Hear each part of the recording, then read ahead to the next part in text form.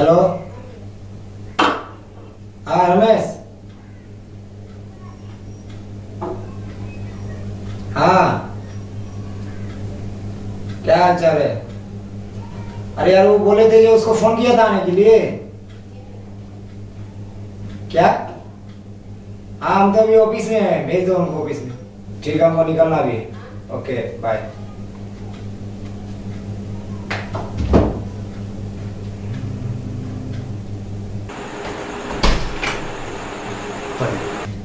नमस्ते नमस्ते।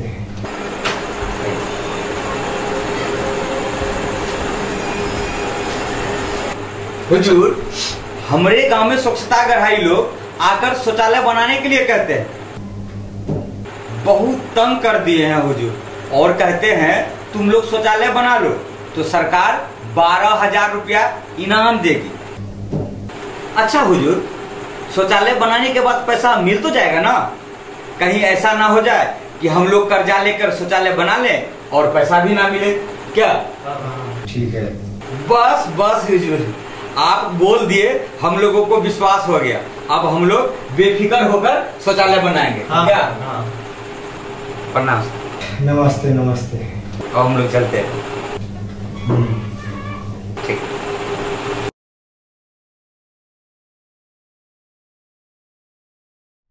अगर आप भी चाहते हैं संगम मैथिली की वीडियो आप तक पहुंचे, तो आप संगम मैथिली चैनल को सब्सक्राइब करें और बेल आइकन को दबाना ना भूलें।